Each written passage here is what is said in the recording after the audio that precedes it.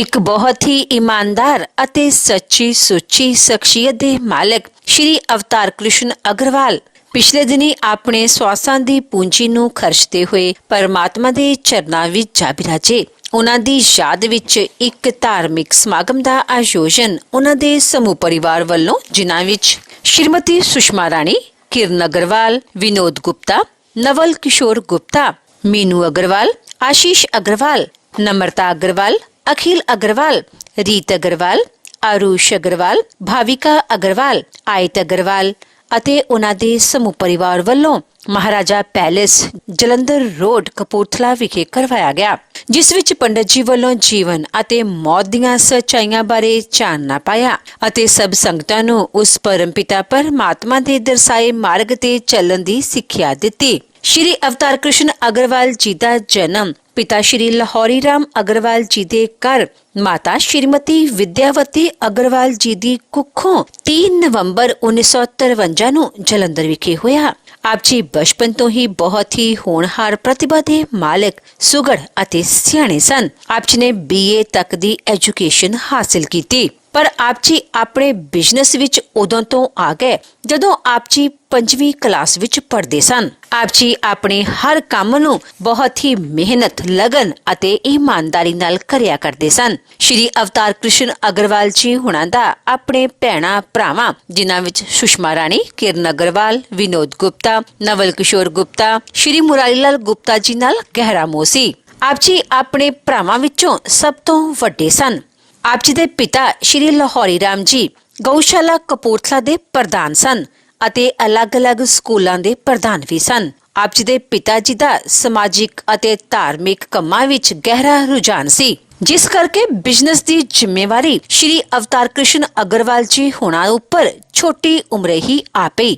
ਪਰ ਸ਼੍ਰੀ ਅਵਤਾਰ ਕ੍ਰਿਸ਼ਨ ਅਗਰਵਾਲ ਜੀ ਆਪਣੇ ਹਰ ਕੰਮ ਨੂੰ ਬਹੁਤ ਹੀ ਮਿਹਨਤ, ਲਗਨ ਅਤੇ ਇਮਾਨਦਾਰੀ ਨਾਲ ਕਰਿਆ ਕਰਦੇ ਸਨ। ਆਪ ਜੀ ਦੇ ਪਿਤਾ ਜੀ ਦਾ ਆਪ ਜੀ ਦੀ ਛੋਟੀ ਉਮਰੇ ਹੀ ਦੇਹਾਂਤ ਹੋ ਗਿਆ, ਜਿਸ ਕਰਕੇ ਪਰਿਵਾਰ ਦੀ ਸਾਰੀ ਜ਼ਿੰਮੇਵਾਰੀ ਆਪ ਜੀ ਦੇ ਉੱਪਰ ਆ ਪਈ। ਆਪ ਜੀ ਨੇ ਆਪਣੇ ਭੈਣਾਂ ਭਰਾਵਾਂ ਦੀਆਂ ਸ਼ਾਦੀਆਂ ਕੀਤੀਆਂ, ਆਪਣੇ ਭਰਾਵਾਂ ਦੇ ਚੰਗੇ ਬਿਜ਼ਨਸ ਸੈੱਟ ਕੀਤੇ। ਆਪ ਜੀ ਦਾ ਵਿਆਹ ਸ਼੍ਰੀਮਤੀ ਮੀਨੂ ਅਗਰਵਾਲ ਜੀ ਹੁਣਾਂ ਨਾਲ 3 ਨਵੰਬਰ 1980 ਨੂੰ ਹੋਇਆ। ਵਿਆਹ ਉਪਰੰਤ ਆਪ ਜੀ ਨੇ ਆਪਣੀਆਂ ਪਰਿਵਾਰਕ ਜ਼ਿੰਮੇਦਾਰੀਆਂ ਨੂੰ ਬਖੂਬੀ ਨਿਭਾਇਆ।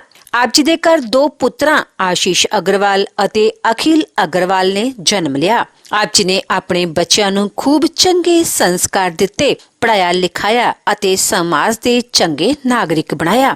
ਅੱਜ ਆਪ ਜੀ ਦੇ ਬੱਚੇ ਆਪਣੇ ਪਿਤਾ ਜੀ ਦੇ ਨਕਸ਼ੇ ਕਦਮਾਂ ਤੇ ਚੱਲਦਿਆਂ ਉਹਨਾਂ ਦੇ ਨਾਮ ਨੂੰ 4 ਚੰਨ ਲਗਾ ਰਹੇ ਹਨ। ਸ਼੍ਰੀ ਅਵਤਾਰ ਕ੍ਰਿਸ਼ਨ ਅਗਰਵਾਲ ਜੀ ਹੁਣਾਂ ਨੇ ਆਪਣਾ ਚੰਗਾ ਬਿਜ਼ਨਸ ਸੈੱਟ ਕੀਤਾ। ਮੌਜੂਦਾ ਸਮੇਂ ਵਿੱਚ ਆਪ ਜੀ ਦੇ ਚੁਆਇਸ ਐਗਰੋ ਪ੍ਰਾਈਵੇਟ ਲਿਮਟਿਡ, ਬਸੰਤ ਰੈਸਟੋਰੈਂਟ ਅਤੇ ਮਹਾਰਾਜਾ ਪੈਲੇਸ ਚੱਲ ਰਹੇ ਹਨ, ਜੋ ਉਹਨਾਂ ਦੇ ਬੱਚੇ ਸੰਭਾਲ ਰਹੇ ਹਨ।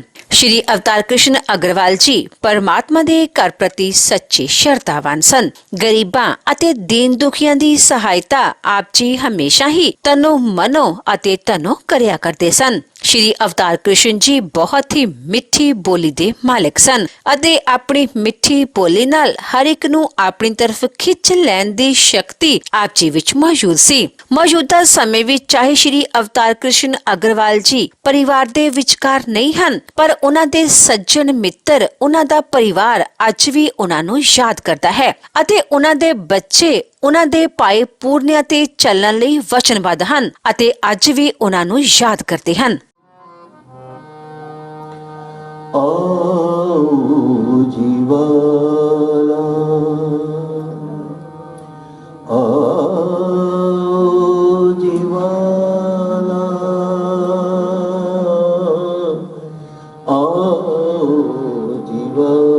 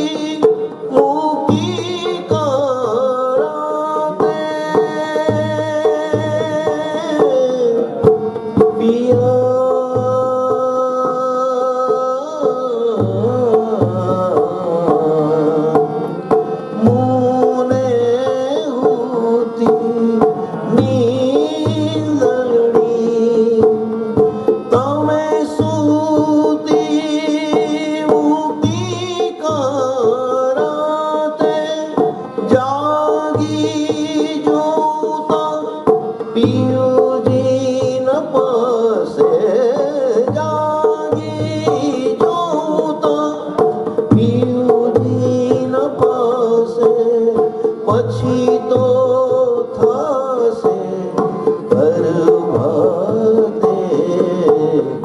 आओ जीवाला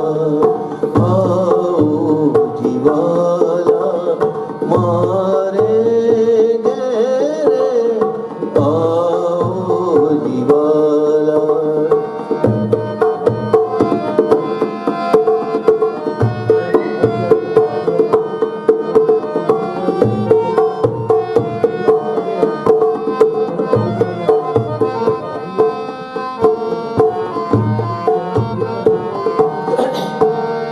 कल कली में पहुँचूं तमने कल कली में पिया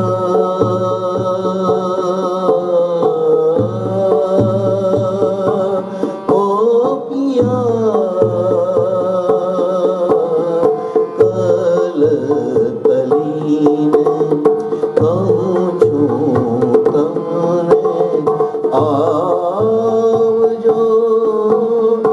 आणी खेणे मारा मनना मारा मनना मनोरथ पुरजो मारा मनना मनोरथ पुरजो श्री इंद्रावती लागे चरणे आओ जीवाला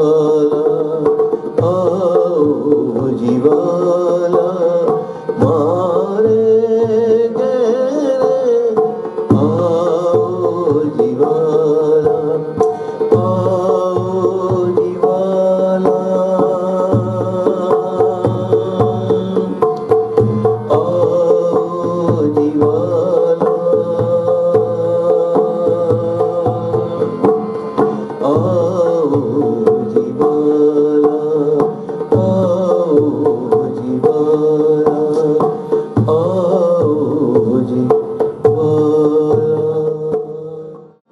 हुक्म मेहर के हाथ में जोश मेहर के आंग तीस के आवे मेहर से बेशक इलम दिन संग पूरी मेहर जिद की तिद और कहा चाहिए हक मेहर दिल होते जिद असल है निस्बत मेरे होते अमल से ही होते हुक्म चलो साथ सब तेरे कछु कमिना करत खसन ये खेल हुआ मेरे वास्ते माए खिलाए सब मेरे जाते मेरे जुदी हुई तब होत सब दो मेरे देखत खेल में लोग देखे ऊपर का जहूर जाए अंदर मेरे कछु नहीं आकर होत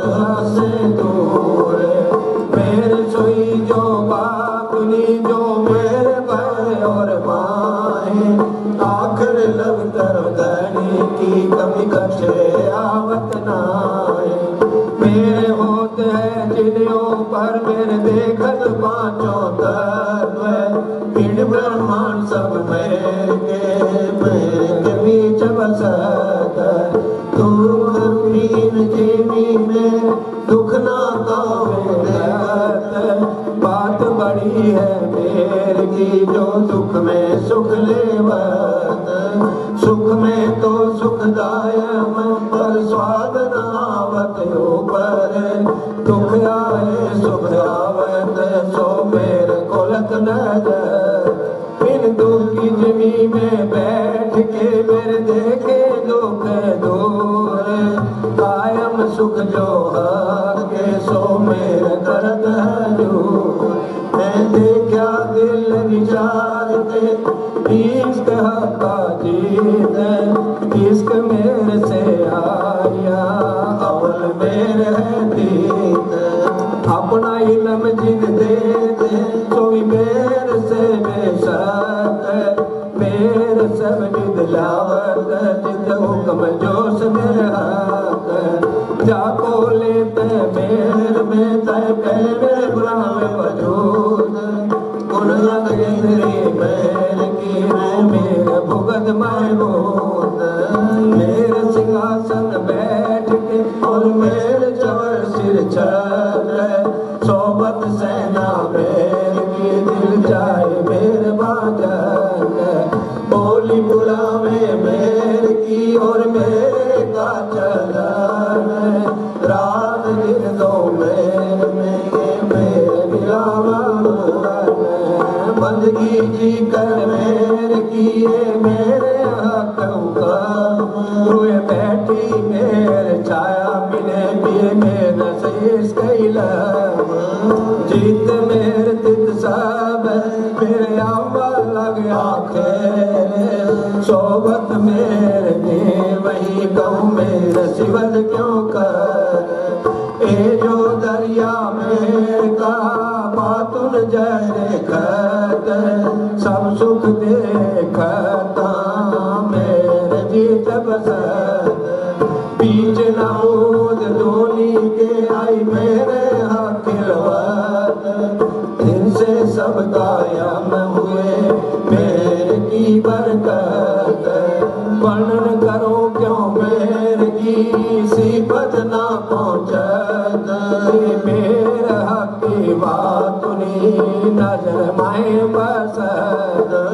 मेरे कर सब जाए सबका माता दौलत जो किन कानों ना सुना सो मेरा मगज खोलत वर्णन करो क्यों मेरे की जो बात के दिल जाको दिल में लेते तायावत नव सब मिल वर्णन करो क्यों मेरे की जो बात माए हक जाको निवाजे मेरे में दे दे आप मापक बात बड़ी है मेरे की जीत मेरे जित सब निमक न छोड़े नजर से इन्हें ऊपर का कहूँ अब जहाँ आता नजर जहाँ नजरता मेरे बिना और जो कछो सो सब लागे जेरे बात बड़ी है मेरे की मेरे होए न बिना अंकुर सोयक निस्वत मैं बदल्ला नूर जो मेरे जो जोश है जो जोश जो मेरे रहत नूर बलिए कह सकील में मीठा सुख में सागर मेरे महकयारा में मेरे सक अंग मेरे सग प्रेम काम बड़े इन मेरे के मेरे इन हक मेरे होत जिने बस मेरे आप मेरे खेल बनाया वास्ते मेरे मोमिन मेरे मिला हुआ और मेरे परिस्तान मेरे रसूल हुए आया मेरे हक लिए कुर्बान कुंजी लाए मेरे की कहीं मेरे पहचान गई मेरे कुंजी इमाम को तीनों मोहम्मद सूरत मेरे दिल कमात गई मेरे जय हकीकत कुर्बान मेरे गोलियों कर जाए मेरे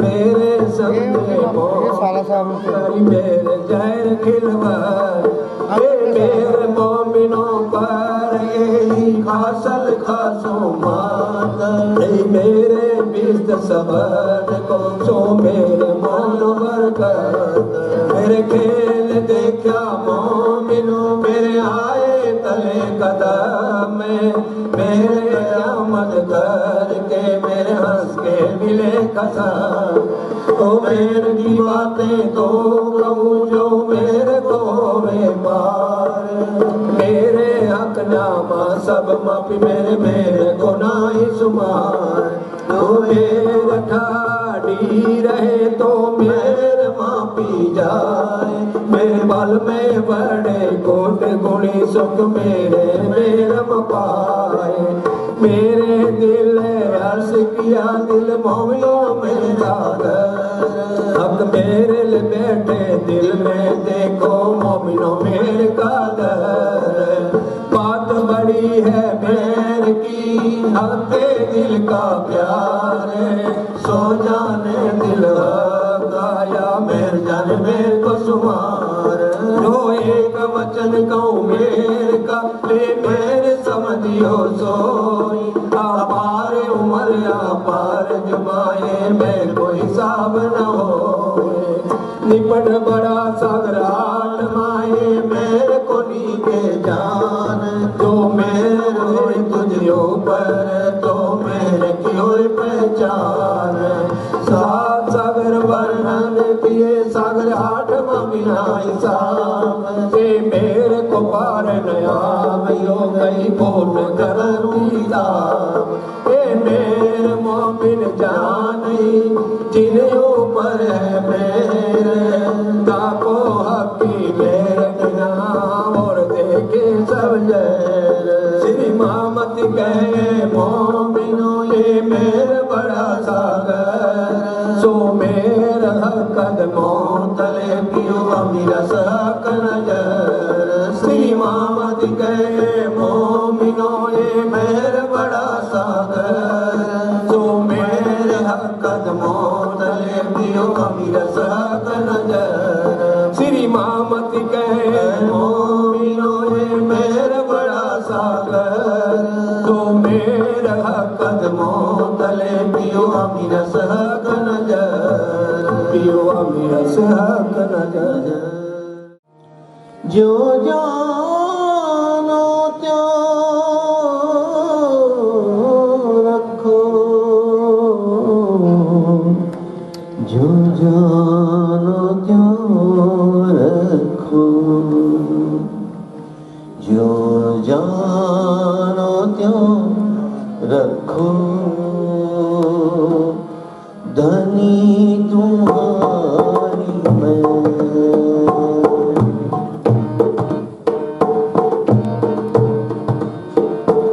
जो जानो तो रखो धनी तुम्हारी मैं जो जानो त्यो रखो धनी तुम्हारी मैं ये कहने को भी न कछू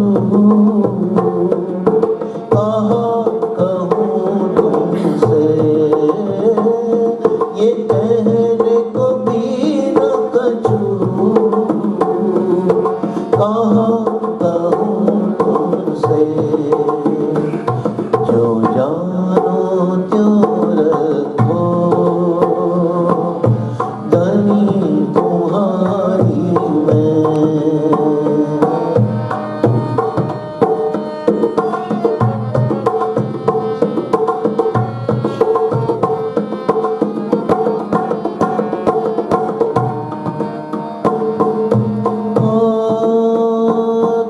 दिल में उपजत सो भी तुम ही उपजावत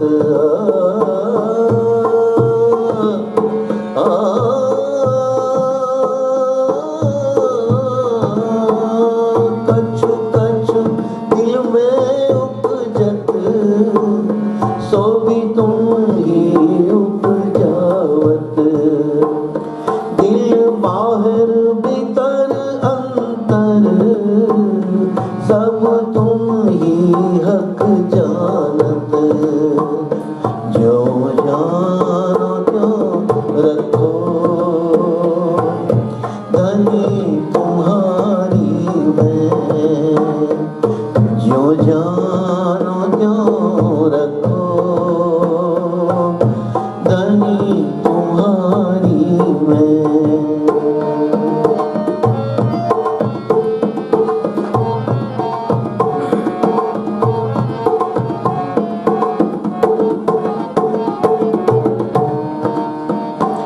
मैं बीच फरामोशी के, तुम आए सूरत बदल।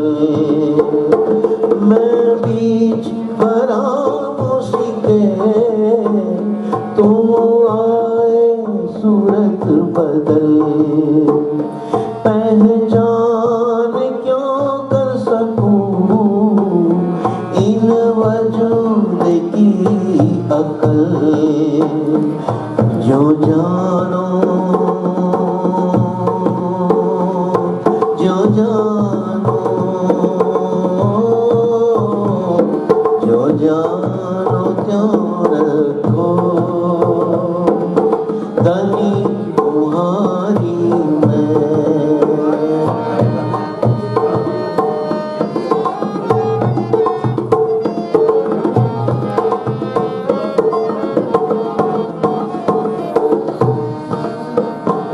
जानो तो राजी रखो, जानो तो राजी रखो, राजी रखो, जानो तो राजी रखो, या जानो तो दल की, या पाक करो हादी पना, या बैठा है तक सी, जो जानो क्यों रखो धनी तुम्हारी मैं। ये कहने को भी न कछू कहाँ कहूँ तुमसे, जो जानो क्यों रखो धनी तुम्हारी मैं।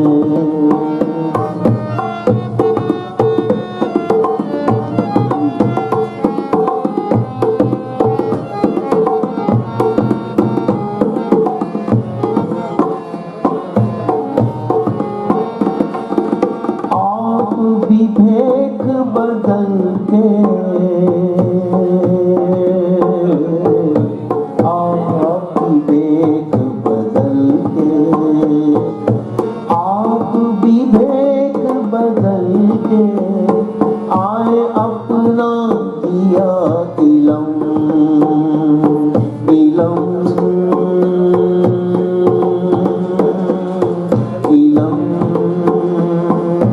अपना दिया इलम। आप विवेक बदल के आए अपना दिया इलम।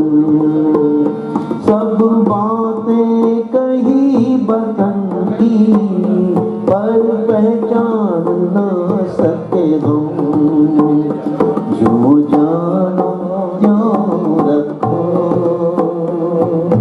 धनी तुम्हारी मैं। जो जानो क्यों रखो, जानो क्यों रखो, जानो क्यों रखो, जो जानो क्यों रखो, जो जानो क्यों रखो धनी तुम्हारी मैं।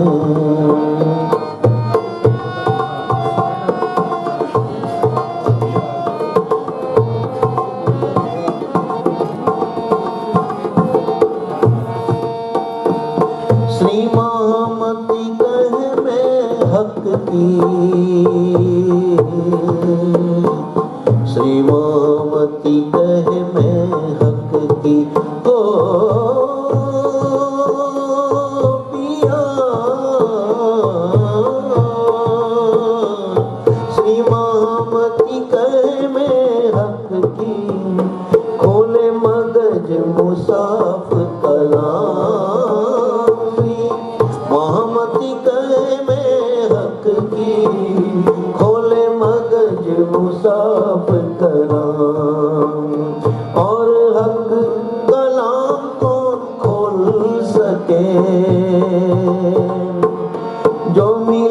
14 तबक तमाम, जो जानो क्यों रखो करे तुम्हारी जो जानो क्यों रखो धनी तुम्हारी मैं, ये कहने को भी न कछू, ये कहने को भी न कछू,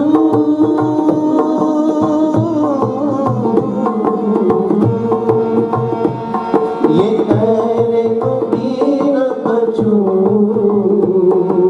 कहो तुमसे जो जानो क्यों रखो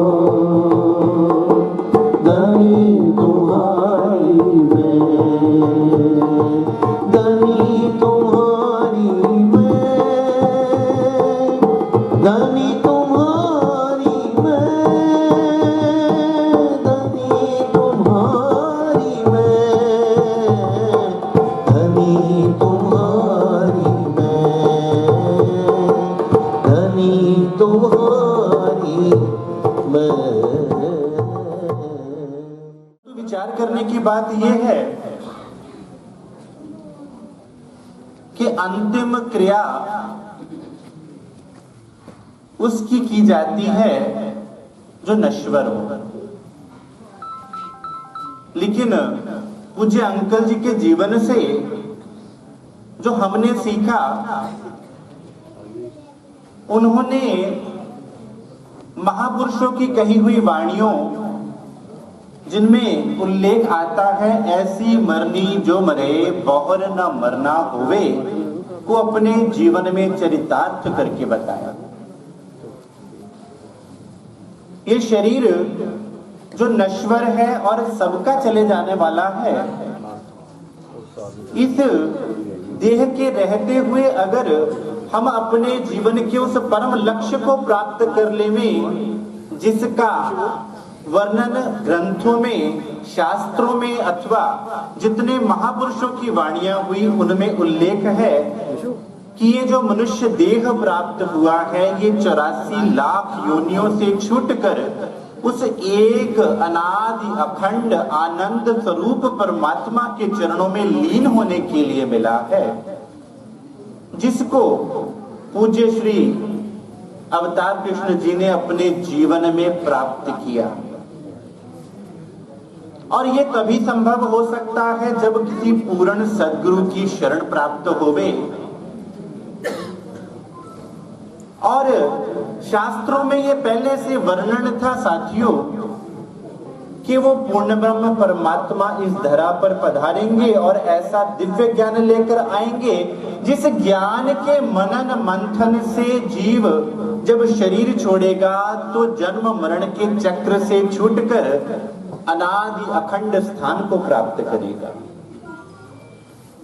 कभी अंकल जी के पास बैठा करते थे तो उनके दिव्य वचन सुनकर भाव विभोर हुआ करते थे और वे भी कहा करते थे कि देव कभी एकांत में बैठेंगे तो अपने सद्गुरु की मेहर का वर्णन बतावेंगे कि किस प्रकार उस पूर्ण ब्रह्म परमात्मा ने आकर उनको चरणों में लिया और यहां बैठे बैठे वो आनंद अखंड सुख प्रदान किया। और आज हम उनके लिए प्रार्थना कर रहे हैं तो मैं ये कहूंगा कि वो आत्मा ने इस संसार में रहते हुए उस चरम सुख और आनंद को प्राप्त कर लिया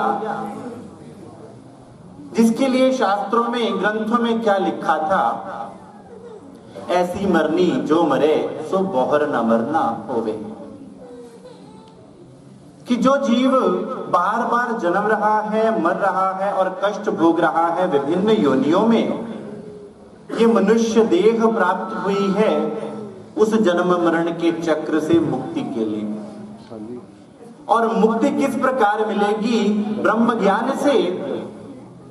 और वो ब्रह्म ज्ञान लेकर साक्षात पारब्रह्म श्री प्राणनाथ जी इस 28वें कलयुग में आज से 400 साल पहले इस धरा पर पधारे जिनके चरणों का आसरा लेकर हमारे पूज्य श्री अवतार कृष्ण जी ने अपने जीवन को बड़ी सरलता से और बड़ी सहजता से जिया और सबको प्रेरणा दी।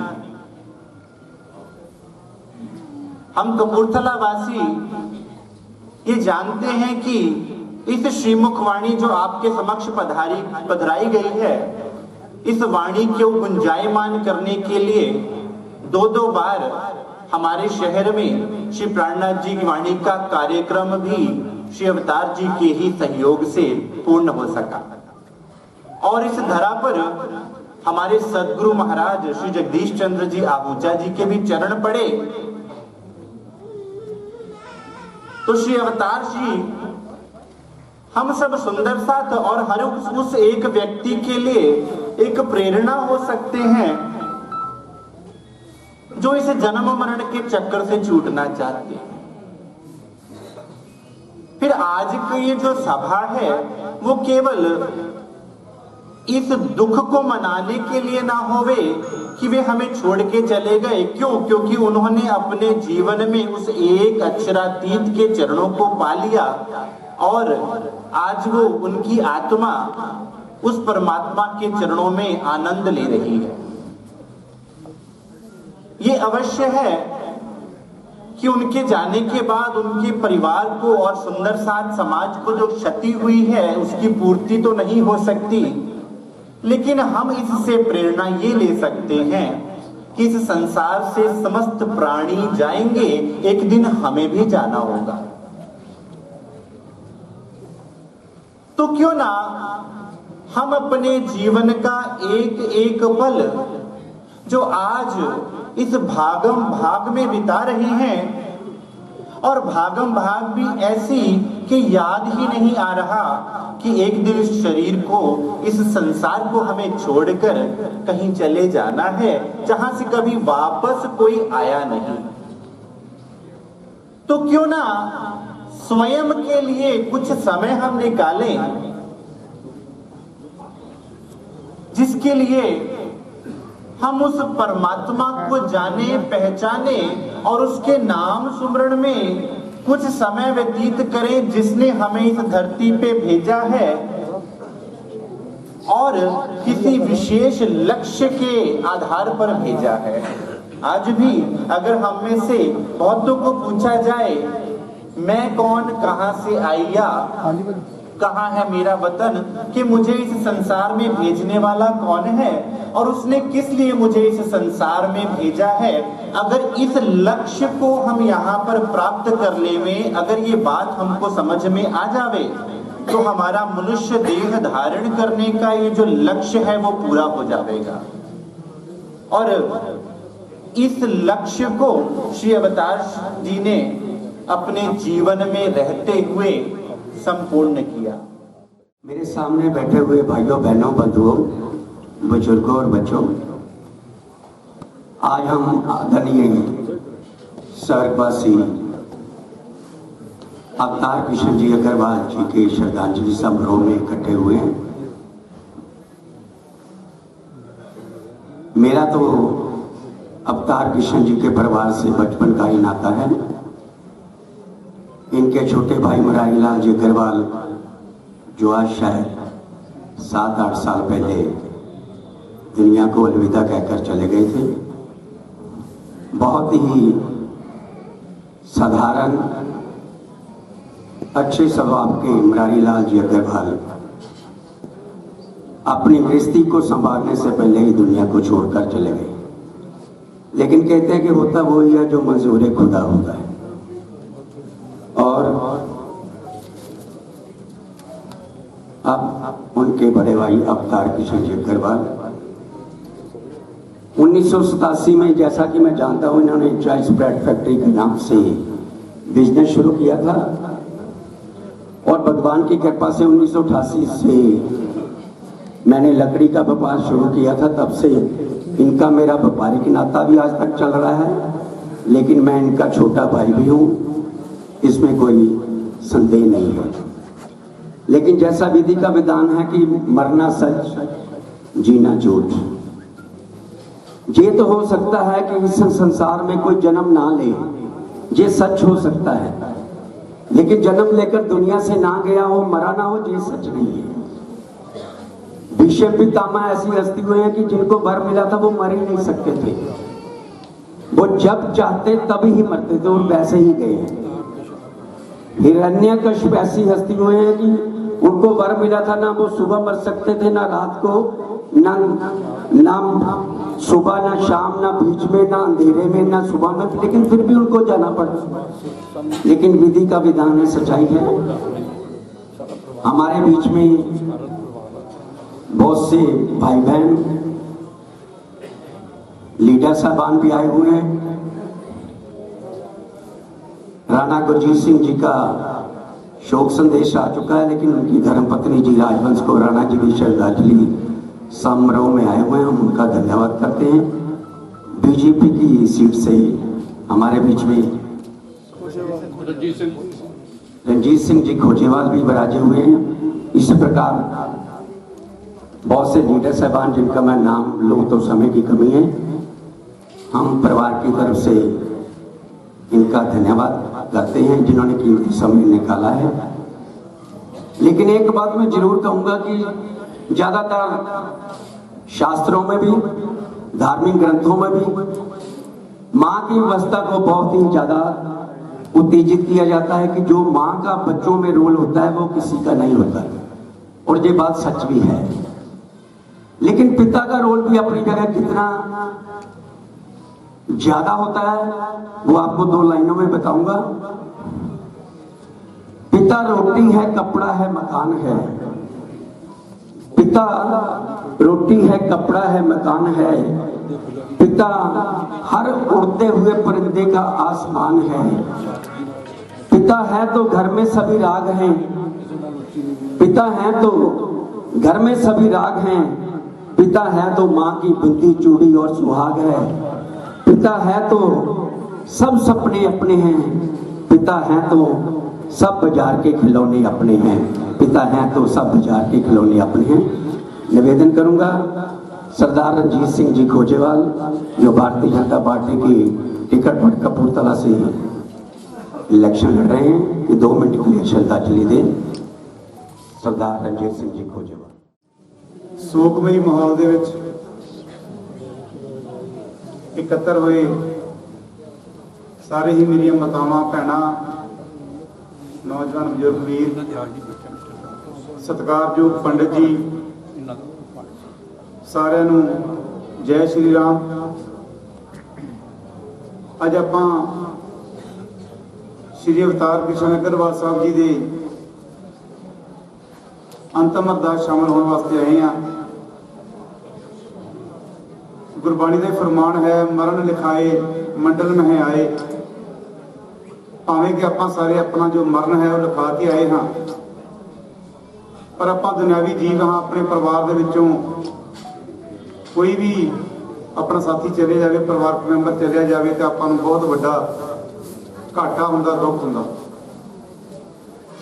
ਸੋ ਅਗਰਵਾਲ ਸਾਹਿਬ ਜਿਨ੍ਹਾਂ ਬਾਰੇ ਮੈਂ ਸੁਣਿਆ ਕਿ ਬਹੁਤ ਨੇਕ ਦਿਨ ਇਨਸਾਨ ਸਨ। ਉਹਨਾਂ ਦੇ ਪਿਤਾ ਜੀ ਸ਼੍ਰੀ ਲਾਹੌਰੀ ਰਾਮ ਜੀ ਗਊਸ਼ਾਲਾ ਦੇ ਪ੍ਰਧਾਨ ਸਨ। ਇਹ ਪਰਿਵਾਰ ਸ਼ੁਰੂ ਤੋਂ ਹੀ ਲੋਕ ਸੇਵਾ ਦੇ ਕੰਮਾਂ ਵਿੱਚ, ਸਮਾਜ ਦੀ ਸੇਵਾ ਵਿੱਚ ਜੁੜਿਆ ਹੋਇਆ। ਸੋ ਮੈਂ ਸਮਝਦਾ ਕਿ ਇਹੋ ਜਿਹੇ ਪਰਿਵਾਰਾਂ ਦੀ ਬਹੁਤ ਜ਼ਰੂਰਤ ਹੈ।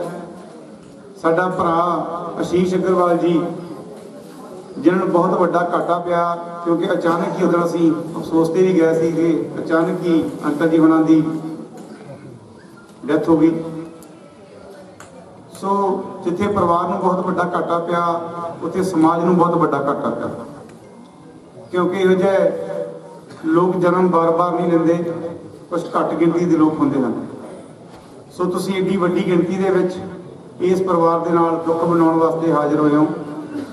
ਤੁਸੀਂ ਇਸ ਪਰਿਵਾਰ ਨੂੰ ਅਸੀਸ ਦੇ ਕੇ ਜਾਓ ਕਿ ਜਿਵੇਂ ਕਿ ਇਹਨਾਂ ਦੇ ਬਜ਼ੁਰਗ, ਇਹਨਾਂ ਦੇ ਪਿਤਾ ਜੀ ਸਮਾਜ ਦੀ ਸੇਵਾ ਕਰਦੇ ਸਨ, ਅਤੇ ਇਹ ਪਰਿਵਾਰ ਵੀ ਦੇਸ਼ ਕੌਮ ਦੀ, ਸਮਾਜ ਦੀ ਸੇਵਾ ਕਰਦਾ ਰਹੇ।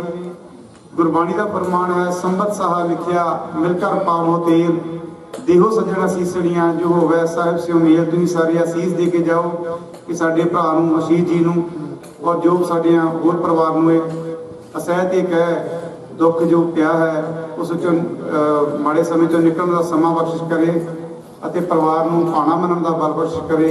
सारिਆਂ ਦਾ बहुत बहुत धन्यवाद जी। जय श्री राम। एक बार फिर परमात्मा से प्रार्थना करेंगे कि अवतार कृष्ण जी अग्रवाल जी के दोनों बेटों को हौसला दे, ऐसी दुख की घड़ी को सहने की बलता दे। और परिवार की तरफ से निवेदन है कि जाते हुए प्रसाद के रूप में खाना जरूर लेकर जाएं। हाँ, मैं पंडित जी से निवेदन करूंगा कि अगली कार्रवाई शुरू करें। साथियों, 4 चीजों का मिलना। परमात्मा श्री अवतार जी ने सतगुरु महाराज को अपने घर में बुलाया और उनसे दिन भर करके बातें करी, जितने संशय सब निवारण करें। आज भी उनके घर के अंदर सभी वेद पुराण, गुरु ग्रंथ साहब तो नहीं, उसके अंदर बाइबल और आपके अंदर जो पुराण सभी उनके घर के अंदर आज भी मौजूद है। उन्होंने बहुत सभी धर्म ग्रंथों का अध्ययन किया और एक पार ब्रह्म की खोज की और उनकी प्राप्ति की और अपने बच्चों को, परिवार को भी वही संस्कार दिया। आज आपके सामने ये मिसाल है, उन बच्चों को संस्कार दिया कि सेवा क्या होती है। उनके पास जो भी आ गया, ये नहीं कि जिनको जानते थे वही, अनजान भी उनके पास में कोई आ गया, कोई भी प्रार्थना अपील लेकर के, तो उसको खाली नहीं भेजा। इतने दयालु थे, जाने के बाद पता चलता है कौन कैसा है। जब वो सामने होते हैं तो उनकी पहचान नहीं होती। वो इतने दयालु थे कि कोई उनके द्वार पर आ गया, उन्होंने जो भी उनसे प्रार्थना की उन्होंने वही उनका पूरा किया। तो साथियों, श्री मुखवाणी के अंदर सतगुरु महाराज ने श्री मुखवाणी के अंदर बताया कि जो जीव मिला है, जीव तो सारी दुनिया के अंदर 14 लोक के अंदर सबके अंदर जीव है।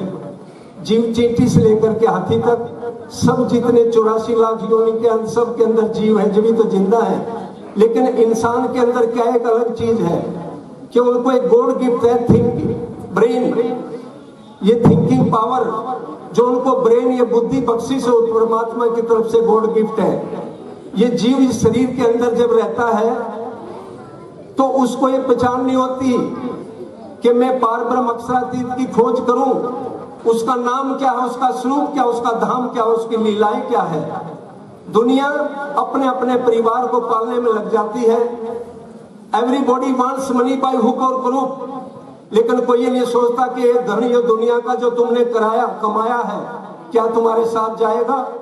अगर किसी का दिल दुखा करके हमने कोई धन कमाया है तो हमारे परिवार का दिल दुखेगा। अंत में ऐसा कोई दुख आ जाएगा जिसको भोगने के लिए उसे भी दुगना भरना पड़ेगा। ये कोई सोचता नहीं कि पैसा सबको प्यारा लगता है, लेकिन सिकंदर बादशाह से ज्यादा इस धनवान इस धरती के ऊपर कोई पैदा नहीं हुआ। ये देह जो है शरीर, जीव जब निकल के जाता तो उसको बुलाता है, अरे जीव एक बार मेरी लानत तो लेता जा, सुनता तो जा। जब तू मेरे अंदर था, जब परिवार वालों ने मेरी कितनी सेवा की, फूलों की सेज सजाई, और मैं जब तक घर पे नहीं आता था मेरी पत्नी भी खाना नहीं खाती थी। मेरे पैर में जब बचपन के अंदर कांटा भी लगता था तो मेरी माता की चीख पहले निकल जाती थी। लेकिन अब तू मेरे से निकल करके जा रहा है, मेरे को तो भरे बाजार के अंदर लेके जाएंगे, सारी दुनिया जाते जाते हुए देखेगी, लेकिन तेरे को 84 लाख बार योनि के अंदर जलना पड़ेगा, मेरे को तो एक बार जल करके राख हो जाना पड़ेगा। तो साथियों, ये इंसान का जन्म 84 लाख योनियां भुगतने के बाद एक गोल्डन चांस मिला है, लेकिन इसके अंदर हम जवानी है तो मंदे हो जाते हैं, बचपन तो हम खेल में बिता देते हैं, जब बुढ़ापा आता है तो उस परमात्मा की याद आती है, जब हमें कानों से सुनाई नहीं देता, आंखों से दिखाई नहीं देता और घुटने जवाब दे जाते हैं। घुटनों का दर्द 90% दुनिया के अंदर है। तो साथियों, जब हमारे हृदय के अंदर जीव भी है और उस परमात्मा की याद तो करता नहीं कोई, लेकिन सतगुरु महाराज की अपार कृपा हुई, कपूरथला शहर के अंदर आए, उनके चरण पड़े, अवतार जी अपने घर पर लेकर के आए और आज उनका पूरा परिवार उसे पार ब्रह्म अक्षरातीत की राह पर चल रहा है। उनके बच्चों के अंदर वही संस्कार दिए हुए कि अतिथि देवो भव, कि जो भी अतिथि घर पर आ जाए कोई साधु संत आ जाए तो उसको खाली ना लौटाना, यथाशक्ति उसकी झोली में जरूर डालना। ना जाने किस भेख में आन मिले भगवान, क्या पता तुम्हारे दरवाजे पर वो परमात्मा किस न किस रूप में आ जाए। तुम्हारे पास ये पैसा आया कहां से, देने वाला तो मालिक ही है, हम उसकी पहचान नहीं करते कि देने वाला कौन। हम किसी को दे नहीं सकते, हम किसी का ले सकते हैं। बाई हुक और क्रूक पैसा हर आदमी कमाना चाहता है, किसी तरह भी आ जाए। पैसा कमाना बड़ा आसान है, लेकिन सेवा में देना बड़ा मुश्किल है। सेवा इंसान ही कर सकता है, पशु पक्षी सेवा नहीं कर सकते। हमारे में पशुओं में अंतर क्या है? पशुओं की खाल से चमड़े के जूते बनते हैं जो आज हम पहनते हैं, बाटा के जूते हैं। कहां से बने वो पशुओं के चमड़े से बने। और इंसान के मरने के बाद में तो मिट्टी भी काम नहीं आती। तो बताओ अंतर क्या है? कि उसके पास में विवेक था, जब तक उसके हृदय में था, कहने लगे तू मेरे को छोड़ के जा रहा है, तेरे जाते ही मेरे को पलंगों में सो रहा था, नीचे उतार दिया, जमीन पे पटक दिया। और मेरी दशा क्या करेंगे जाकर के? जिन बच्चों को मैंने प्यार से उंगली पकड़ के चलना सिखाया, अपने मुख से रोटी के निवाले निकाल के उनको खिलाया, बड़े प्यार से पाला पोसा, आज वो मेरे को ले जा करके शमशान घाट में लकड़ियों के अंदर, सभी जानते हैं ये प्रकृति का नियम है कि जिस जीव ने भी यहाँ पर जन्म लिया उसका एक न एक दिन तो अंत होगा ही होगा। कोई भी अमर पुरुष नहीं है, ये कोई भी अमर नहीं है। रावण जैसे भी जिनके घर के अंदर मौत झाड़ू लगाती थी, लेकिन एक न एक दिन तो उन्होंने भी तन छोड़ना पड़ा। तो साथियों, कहने का भावार्थ क्या है कि भले कितने हम पैसे वाले क्यों ना हो जाएं, कोई भी 1 मिनट ना बढ़ा सकता है, कोई ना 1 मिनट को हमारी कोई कम कर सकता है। भले MBBS डॉक्टर क्यों ना हो, MD डॉक्टर क्यों ना हो। बादशाह सिकंदर थोड़ी उम्र में चक्रवर्ती राजा बन गए। उनके दरबार में एक ज्योतिषी आया, बड़ी भीड़ हो गई, हर कोई अपना हाथ दिखा रहा था, कहने लगे मेरे को कितना पैसा मिलेगा, मेरी तरक्की कैसे होगी, हर मंत्री पूछ रहे थे। बादशाह ने कहा क्या दरबार में भीड़ कैसी है? कि बादशाह सलामत, आज हमारे दरबार में एक ज्योतिषी आए हैं और भविष्य की बातें बता रहे हैं, कि आज जब सब फ्री हो जाए तो मेरे पास लेकर के आना। सब मंत्रियों ने अपना हाथ दिखाया, अपने घर परिवार की समस्याएं रखी, उन्होंने बताया। फिर बादशाह के पास जैसे ज्योतिषी आया, बादशाह के पास पैसे की कोई कमी नहीं थी, छोटी उम्र में चक्रवर्ती राजा बन गए थे, राजा सिकंदर बादशाह। कहने लगे ज्योतिषी साहब मेरे को एक चीज बताइए। कि बोलो क्या चाहिए? कि मेरी मौत कब आएगी? कि बादशाह सलामत, आपकी मौत जब ये सारी धरती लोहे की हो जाएगी और सारा आसमान सोने का हो जाएगा, जब आपकी मृत्यु होगी। बादशाह खिलखिला हंसने लग गया कि ऐसा कदापि होने वाला नहीं है कि सारी जमीन लोहे की हो जाए और सारा आसमान सोने का हो जाए। ढेर सारी मोर असरफियां ज्योतिषी को दी, उसको विदा किया। ज्योतिषी तो बहुत खुश होकर के वहां से विदा होके गया। कुछ दिन बाद बादशाह ने फिर जो आसपास के शहरों पर चढ़ाई कर दी, हाथी घोड़े ऊंटों पर धन लदा रहा था, हीरे मोहर असरफियां, साथ में उनमें वैद्य भी थे। आज भी कोई मिनिस्टर चलता है, प्राइम मिनिस्टर या राष्ट्रपति, उसके साथ में जो है डॉक्टर चलते हैं, बड़े बड़े पूरी सिक्योरिटी चलती है, उनके साथ भी वैद्य थे, वजीर थे। बियाबान जंगल के अंदर बादशाह की तबीयत गड़बड़ हो गई। इतनी देर में बड़े वजीर आ गए, कहने लगे मेरे को नीचे लिटा दो। कहने लगे बादशाह सलामती, आपका कोई जो है दरबार थोड़ा है, आपका राजमहल थोड़ा है, जो मैं यहाँ पर जो है गद्दे बिस्तरों पर आपको लिटा दूं। यहाँ तो बियाबान जंगल के अंदर नीचे रोड़ियां, कंकर, कांटे पड़े हुए हैं। उन्होंने फिर भी सफाई करके, और जिस घोड़े के ऊपर बादशाह बैठा हुआ था और जिस घोड़े पर वजीर था, उन्होंने दोनों घोड़ों की काठियां, वो लोहे की होती है साथियों, नीचे बिछा दी जमीन के ऊपर। उनको बादशाह को लिटा दिया। जब ऊपर की तरफ देखा तो सूरज बड़ी तेज थी, वो सूरज की गर्मी सहन नहीं कर सके बादशाह। कहने लगे वजीर साहब, ये सूरज की किरणें मेरे ऊपर बड़ी चुभ रही हैं, इसका इंतजाम करो। जो उनके पास ढाल तलवार थी, उसके ऊपर सोने की कीलें लगी हुई थी। उन्होंने सूरज की तरफ करी तो वहां बादशाह ने वो आसमान की तरफ देखा तो सारा आसमान सोने का नजर आ रहा था। उसको उसी समय पर वो ज्योतिषी की बात याद आई कि ज्योतिषी ने बताया था कि बादशाह सलामत जब सारा आसमान सोने का होगा और सारी जमीन लोहे की होगी तब आपकी मृत्यु आएगी। कहीं मेरा आखिरी समय तो नहीं है। वैद्य जी को बुलाए थे, मैं आएंगे, वैद्य जी भी पीछे पीछे आ रहे थे। वैद्य जी ने उनका हाथ देखा, कहने लगे बादशाह सलामत आज तो आपका आखिरी समय है। कहने लगे वैद्य साहब जितनी धन दौलत मैं अभी लेकर के आया हूं लड़ाइयां जीत करके उसमें से आधा तेरा। कहने लगे आई एम सॉरी, क्योंकि एक भी सेकंड कोई बढ़ा नहीं सकता। ये प्रकृति का नियम है कि जितने श्वास हमारे लिखे हुए हैं, जिस समय पर हमारा डेट ऑफ बर्थ होता है उस समय पर हमारा डेट ऑफ डेथ लिखा जाता है, हमारे को पता नहीं चलता। वैद्य ने कहा बादशाह सलामत आप आज आपका आखिरी समय है। कहने लगे जितनी दौलत मेरे घर में राज दरबार में है उसमें से आधी तेरी, आधा राजपाट तेरा। कहने लगे मैं मजबूर में कुछ नहीं कर सकता। उन्होंने कहा कि सारा का सारा राजपाट तेरा। कहने लगे नहीं मैं कुछ भी नहीं कर सकता। कहने लगे कि मेरे को अभी मेरी माँ तक तो मिलवा दो। कह रहे नहीं, कि जाते समय क्या रिवाज है कि दोनों हाथ कफन में बांध दिए जाते हैं। कहने लगे जाते दफे मेरे को जब बाजार के अंदर लेके जाएं तो मेरे दोनों हाथ बाहर निकाल देना ताकि अंधी दुनिया देखे तो सिकंदर बादशाह दुनिया से गया था दोनों हाथ खाली था। तो साथियों पैसा साथ नहीं जाता, वो पार ब्रह्म अक्षरातीत तो उसका नाम साथ आता है, जो कि रामायण के अंदर भी लिखा है कि कलयुग केवल नाम आधारा सुमर सुमर नर उतरे पारा।